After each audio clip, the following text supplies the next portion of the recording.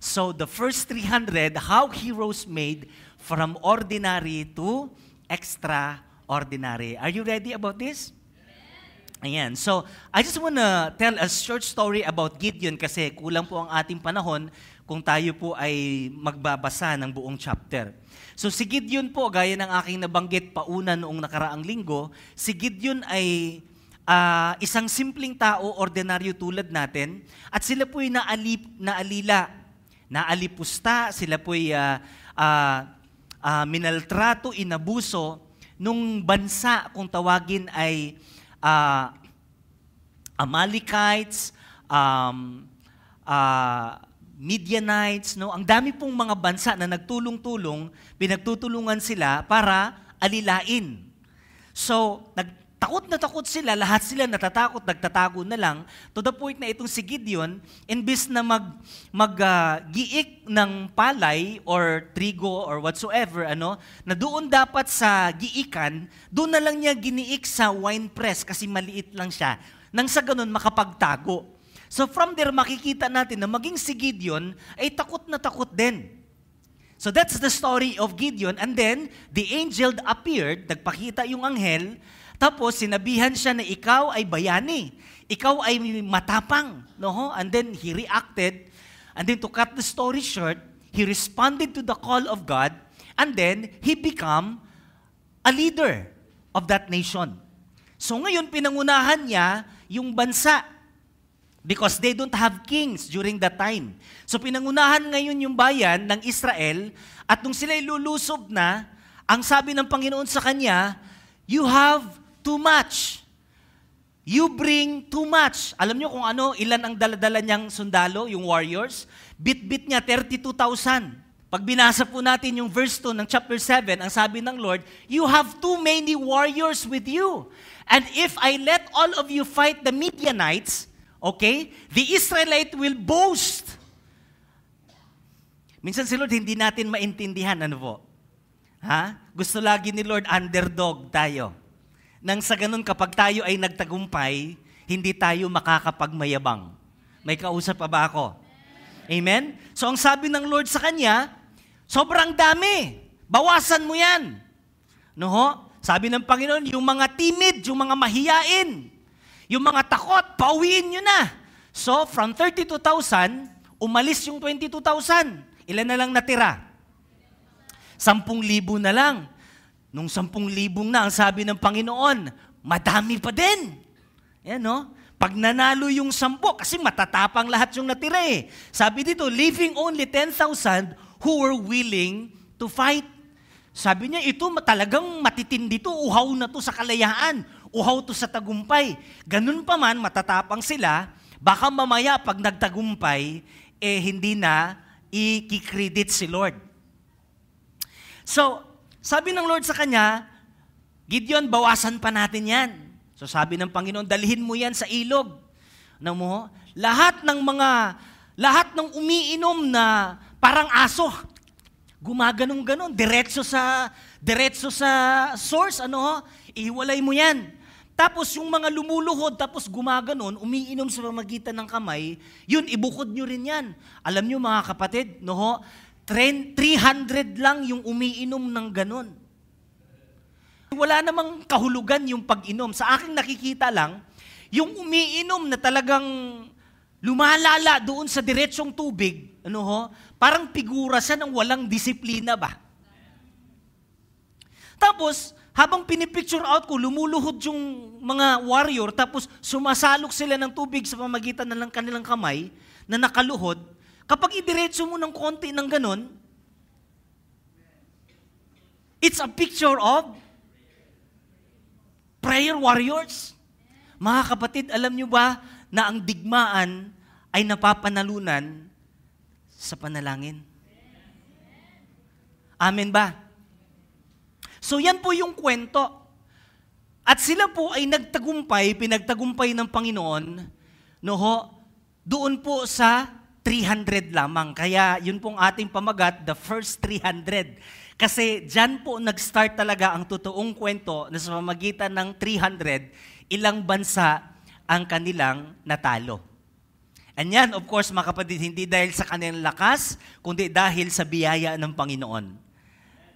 Now, there are very common descriptions of a hero. Number one, hero saves. Amen. Pag nanood tayo ng mga movie about hero, yung mga bayani, hero saves. And then, hero leads. Sabi nung bayani, come on, let's go! Di ba? Hero leads. And then finally, hero protects. Kaya nung napanood natin si Cardo Dalisay, hindi namamatay eh. Hero kasi, di ba? Tapos ngayon, Batang Quiapo na naman. Gustong-gusto ng mga kabataan. Because it was a heroic picture of that man. Itong tatlong description ng isang bayani, makikita po natin sa isang verse. Basahin po natin yung Luke chapter 15 verse 4 hanggang 5. Ito ang sabi, If you had 100 sheep, and one of them strayed away and was lost in the wilderness, wouldn't you leave the 99 and search for the lost until you found it? And then, you would joyfully carry it home on your shoulders. Mga kapatid, tignan niyo po ito. Yung tatlong description na yan, nandito sa verse na ito. Because Jesus is our hero. He is our model. Tignan niyo po. Saves. Search for the lost. That's the nature of the Savior. The Savior would go out and find those that needs to be saved. And then pangalawa, leads. Anong sabi dito? And joyfully carry it home. That's the character of a hero. They would lead us home, safe and sound. Amen?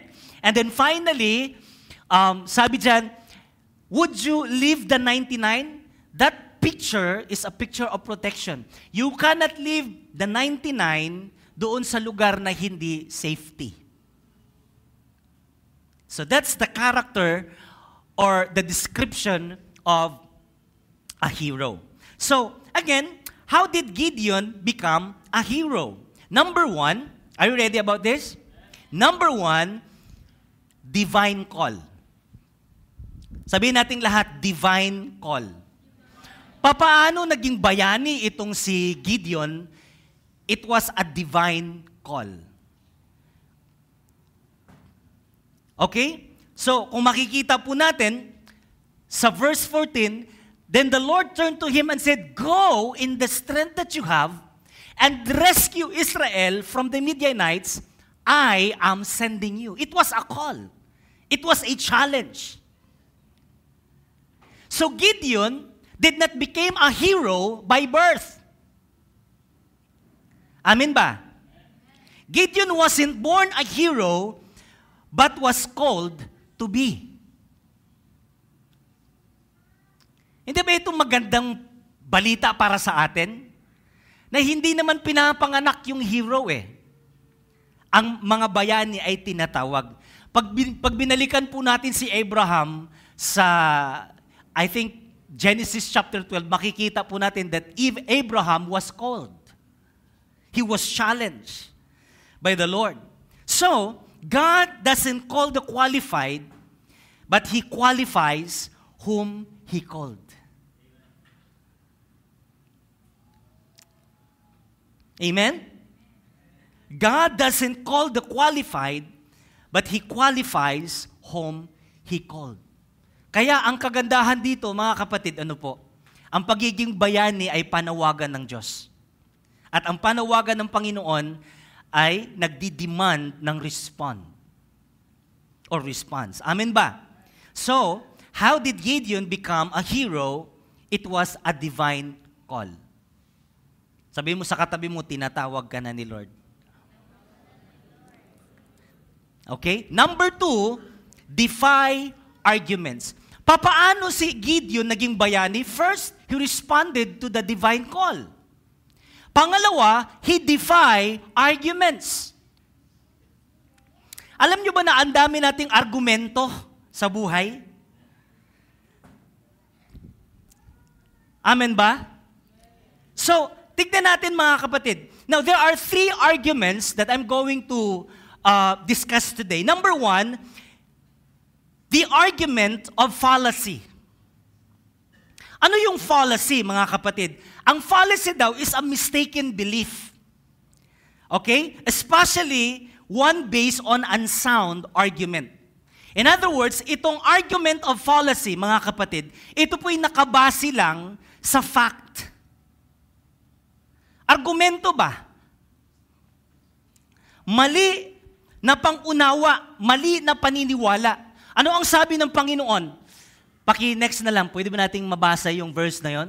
Tignan niyo po yung verse 12. And the angel of the Lord appeared. Anong sabi ngayon? Mighty hero, the Lord is with you. Biruin mo, si Lord nagpapanggap na anghel, tapos ang sabi ng Panginoon sa kanya, ang declaration, the Lord is with you. And then eto ngayon, ang respond ni Gideon. Anong sabi ni Gideon? If the Lord is with us, why has all this happened to us? Bakit nangyayari? Na sinong nakarinig na sa inyo? It's familiar sa inyo to? Amen ba? Ha? Lalong-lalo na yung mga discouraged na sa buhay? Ha? Lalong-lalo na yung bigo sa buhay? Amen? Bigo sa kanilang mga pangarap? Mga frustrated na mga tao? Ito yung madalas lumalabas sa bibig eh. Lalong-lalo na yung mga tao na hindi naniniwala sa Diyos. Kung may Diyos, bakit hinayaan niyang mangyari sa atin to? Balik na naman tayo sa kwentong barbero. Sabi nung barbero, hindi ako naniniwala na may Diyos. Sabi nung ginugupitan, ay may Diyos po. No? So habang ginugupitan siya, sabi ngayon nung ginugupitan, sabi niya, Sir, hindi ako naniniwala na may barbero. Sabi niya, ginugupitan na nga kita, oh. Diba? Sabi niya, Sir, hindi. Kasi tignan mo mga tao sa labas, ang haba ng buhok ko. Sabi ng barbero, hindi. May barbero nga lang, hindi sila nagpapagupit. Diba? Sabi naman ng Kristiyano, may Diyos. Nga lang, yung tao hindi lang lumalapit sa Diyos.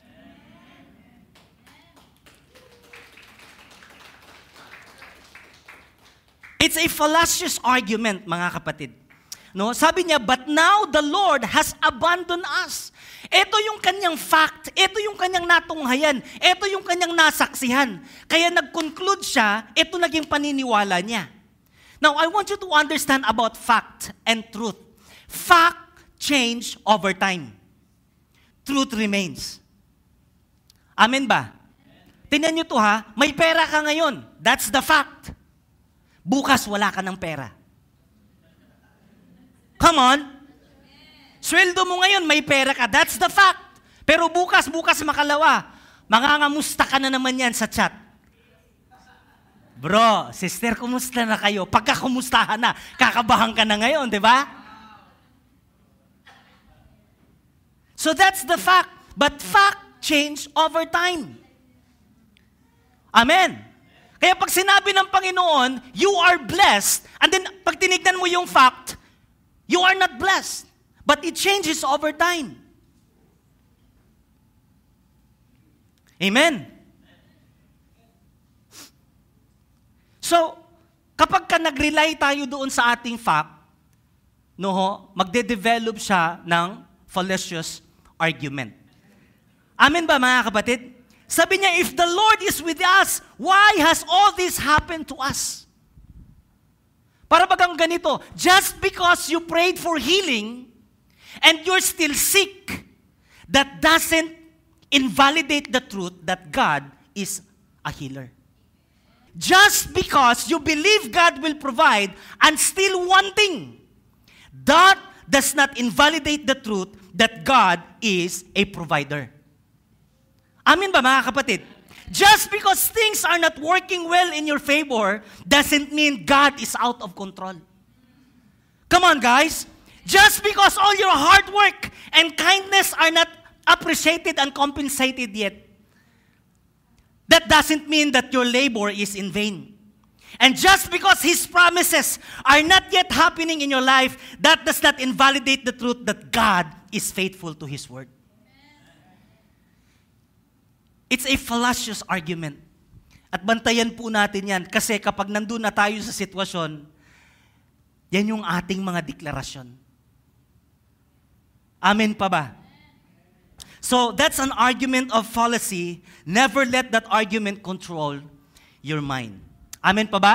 Here's the second argument, the argument of impossibility. Ano ang sabi sa Judges chapter 6, verse 15?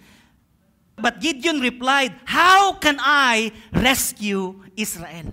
Sabi niya, "You rescue Israel." And then immediate response niya, sabi niya, "How can I?"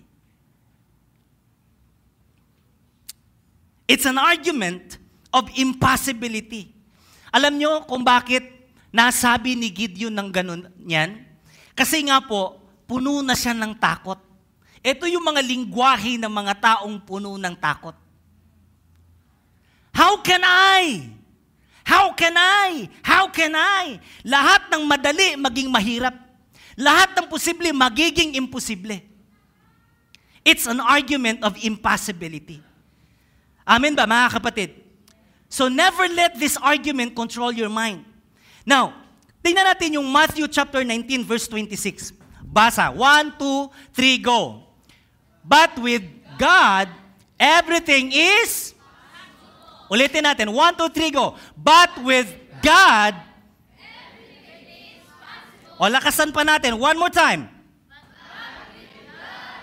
Everything is possible. Tingnan niyo yung word na hinighlight natin dyan.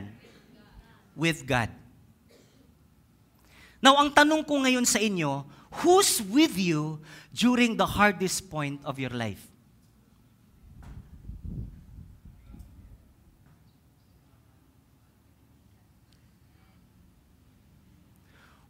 Who's with you during the toughest point of your life? Who's with you? Huh? Because your argument is determined by who is with you during the most difficult time of your life. Are you following? Eh bakit nasabi natin, I can't? Bakit ang lumalabas sa bibig natin, how can I?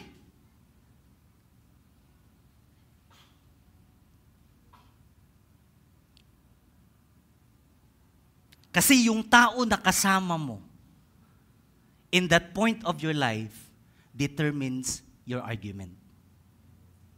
Kaya ang argumento natin puro negatibo, baka mamaya ang kasakasama mo puro negatibo.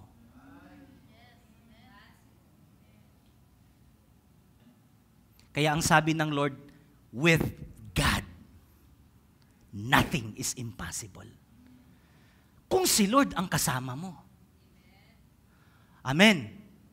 Amen pa ba? Pero sa oras ng pagbagsak mo, sa oras ng paglugmok mo, kung ang kasama mo si Netflix, everything is impossible. Kaya madrama yung buhay. Bakit? Netflix, yung kasama. Come on. Amen. With wrong people, everything becomes impossible. Only with God, everything is possible. Kaya piliin mong maayos kung sino-sino kasama mo. Amen? Amen pa ba? Praise the Lord. Ito yung pangatlong argumento, the argument of inadequacy. Puntahan natin yung verse 17, ano sabi niya? My clan is the weakest, and I am the least in my entire family. Mga kapatid, this is an argument of inadequacy. Yun bang argumento, not good enough? Kaya mo yan? No, I'm not good enough. No, I'm not brilliant enough. No, I'm not skillful enough. Lagi kang not enough. Laging nakikita mo sa sarili mo, you're not able. You're incapable. Insufficient ka. It's an argument.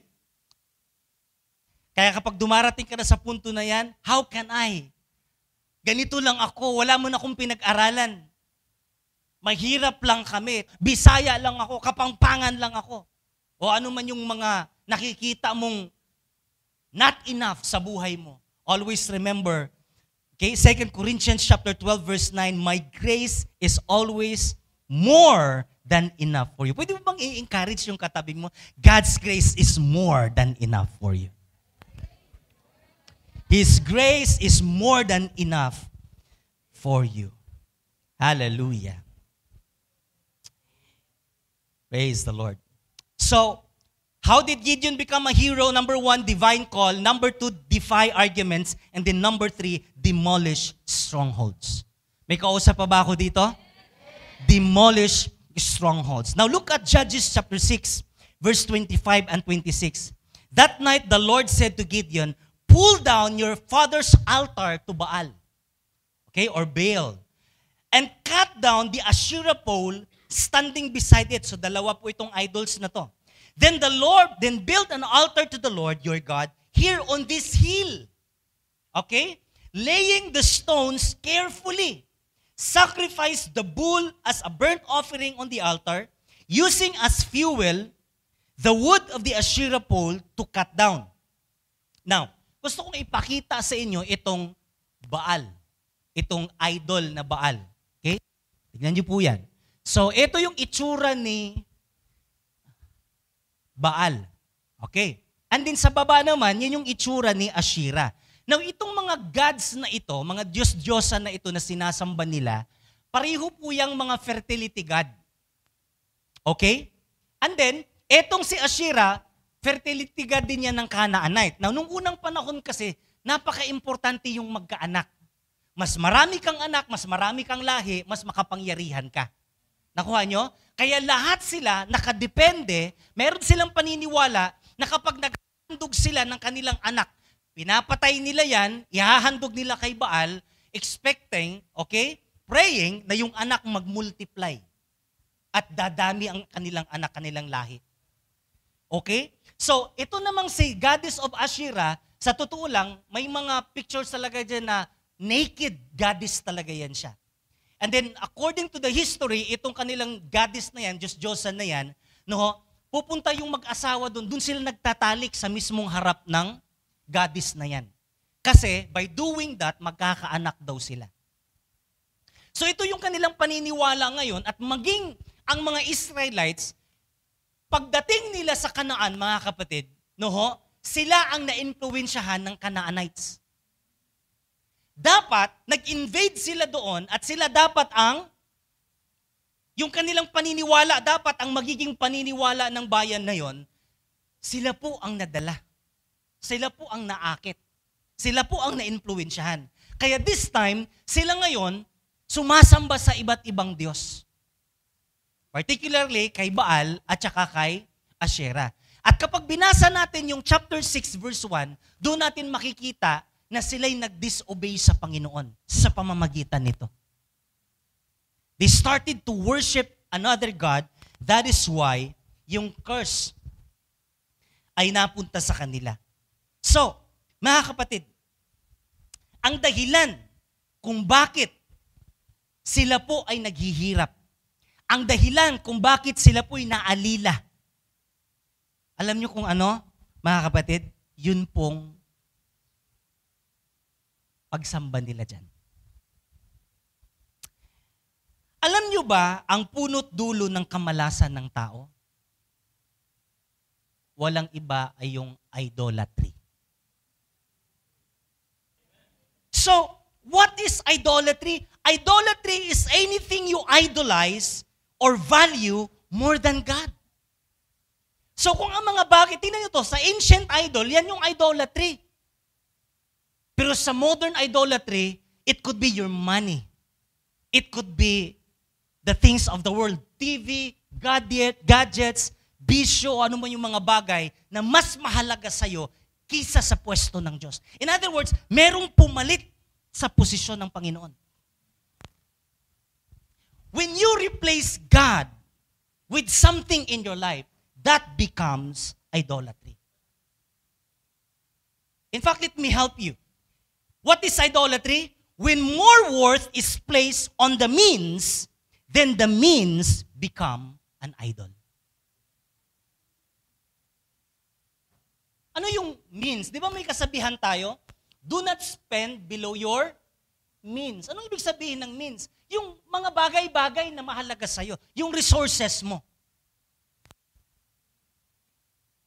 Simplify natin. Are you ready?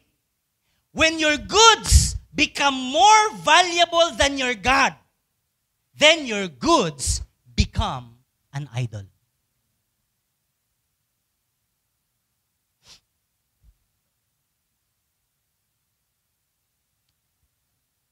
Anything that replaces the place of God in your life becomes an idol.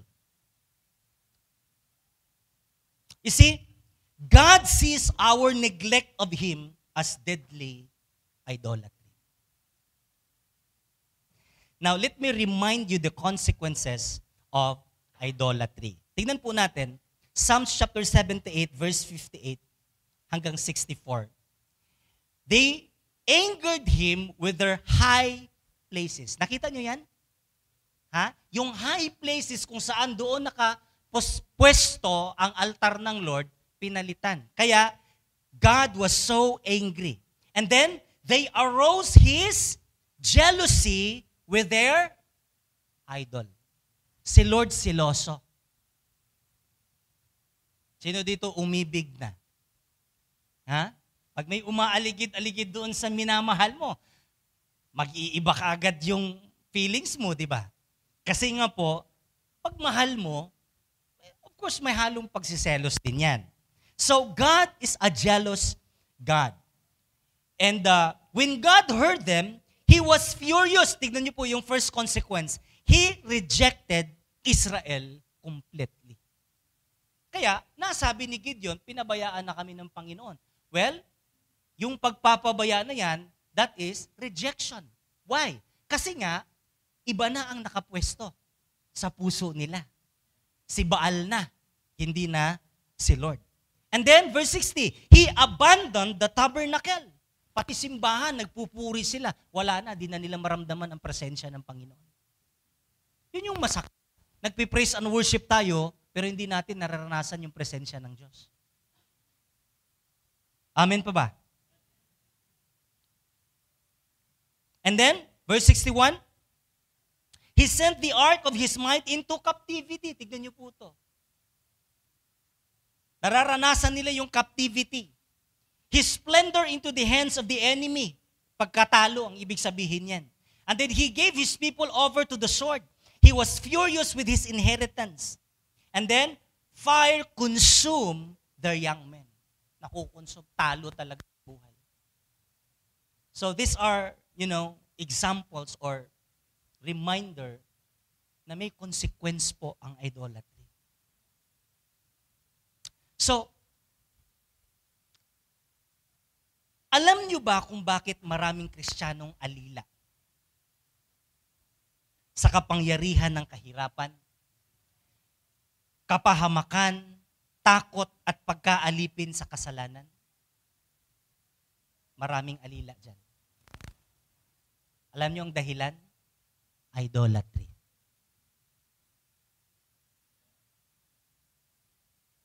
When more worth is placed on the means, that's idolatry.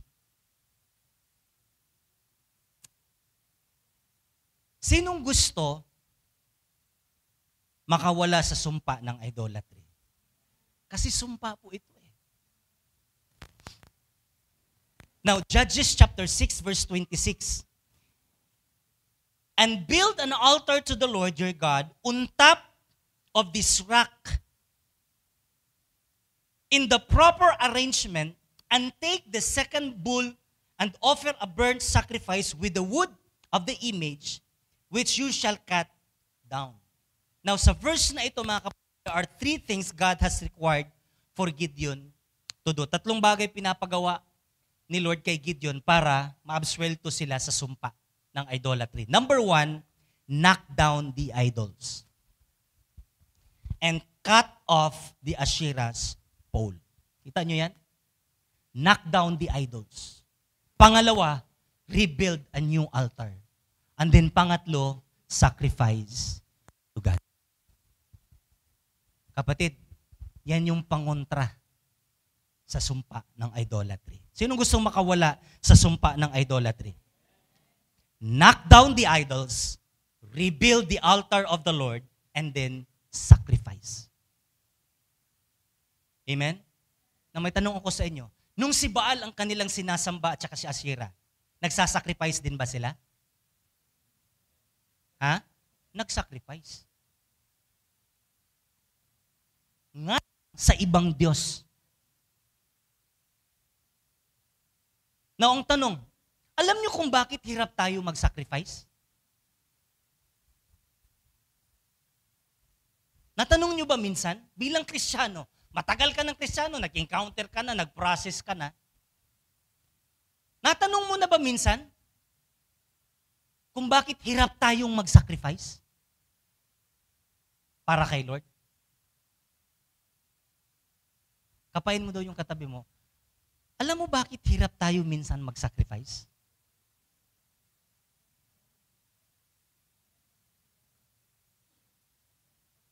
Alam mo, to prove to that, para lang medyo nakakatawa ha, to prove to that na mahirap talaga mag-sacrifice para kay Lord, tanungin mo na yan, kailan ka huling bumisita man lang? Bumisita na lang sa site ng church natin. Huwag ka nang magpala, bumisita na lang. Tanungin mo daw yan. Totoo ba na mahirap talagang mag-sacrifice para kay Lord? Guys, totoo ba? Ulitin ko yung tanong, alam nyo ba kung bakit hirap tayo mag-sacrifice para kay Lord? Here's the answer. Wasak na kasi altar ni Lord sa buhay natin. Gusto mong mag-sacrifice, yung sacrifice doon nababaling sa iba eh. Parang ganito, bakit kaya nating mag-sacrifice sa ibang bagay? Kasi yun ang idol mo eh, yun yung God mo eh. Bakit para kay Lord, hirap tayong mag-sacrifice? Wala na kasi, wasak na yung altar ni Lord eh.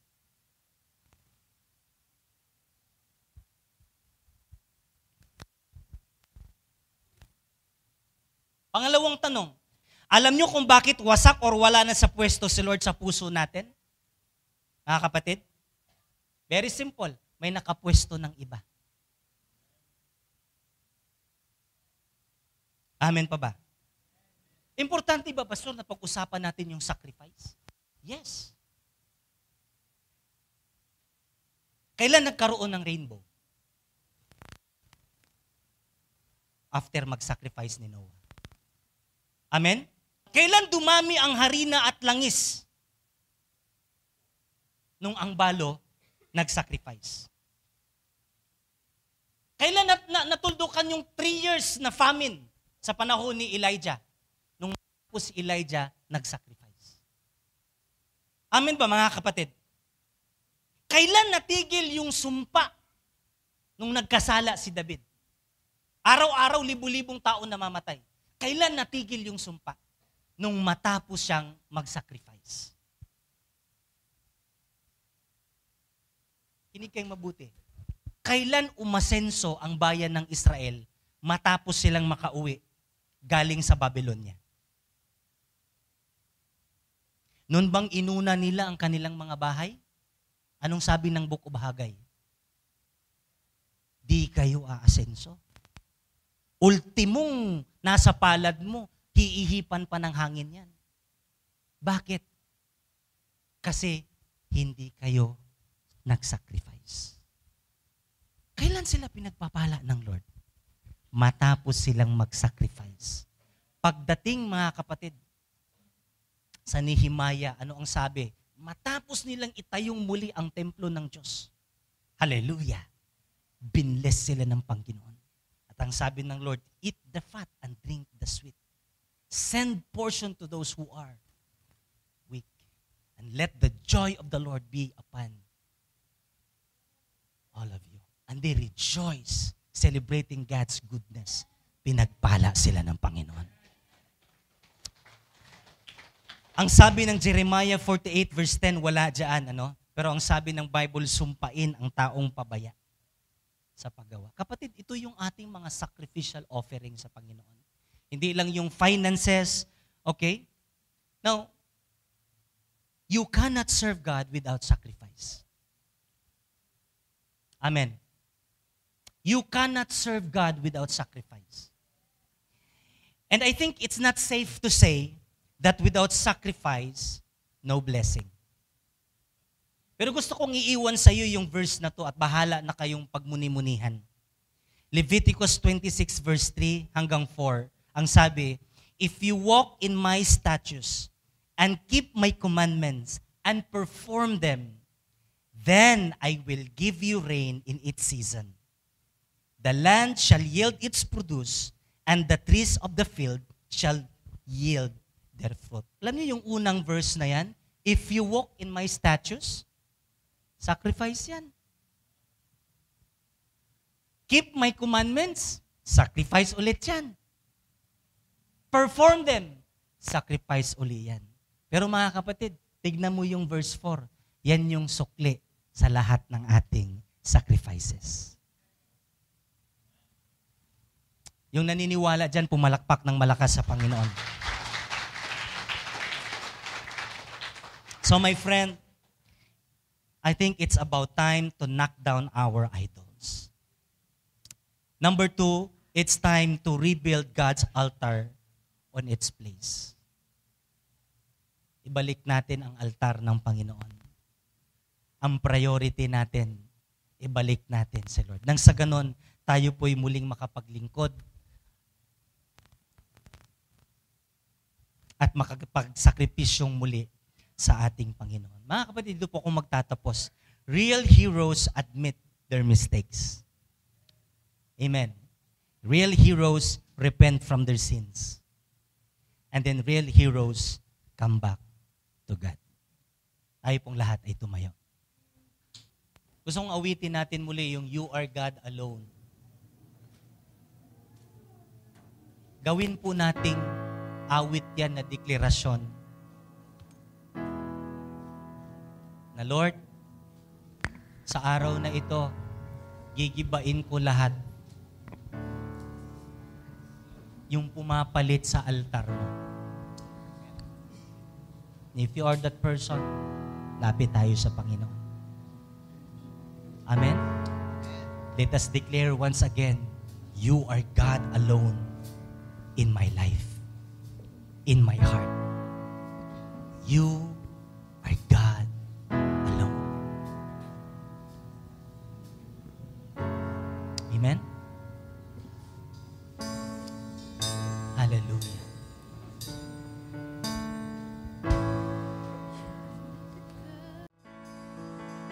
Pwede ba nating ilabas uli yung Judges chapter 6 verse 26? Pasuyo na lang. Merong napaka-importante na gusto kong gawin natin ngayong umaga. Alam niyo kapatid, walang exempted sa atin dito. At some point of our lives, naging huli na lang si Lord. Naging last option na lang si Lord sa buhay natin. Nakakatakot po yung sumpa ng idolatry. Hindi po nagbabago si Lord. Old Testament hanggang ngayon, God is a jealous God. At kung meron mang pagkakataon sa mga buhay natin na naging last option na lang natin si Lord, naging least priority na lang natin si Lord, kapatid, tayo pong lahat, hinihinikayat ng Lord na tayo bumalik sa Kanya. Tayo po'y magsipagsisi sa ating mga kasalanan, magsipagsisi sa ating mga kapabayaan. Tignan po natin yung verse na to. Ito ang gusto ng Panginoon. Build an altar to the Lord your God. Saan daw natin itatayo yung altar? Ang sabi po dyan, on top of this rock. On top of your heart. And then, anong sabi? In the proper arrangement. Kumusta yung arrangement ni Lord sa puso mo? Siya pa ba yung number 1? O pangatlo na lang? Or pang-4 na lang? Or pang-5 na lang?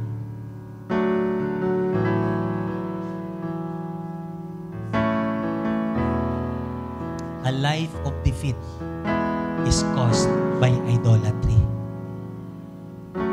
Oo, hindi tayo sumasamba kay Baal.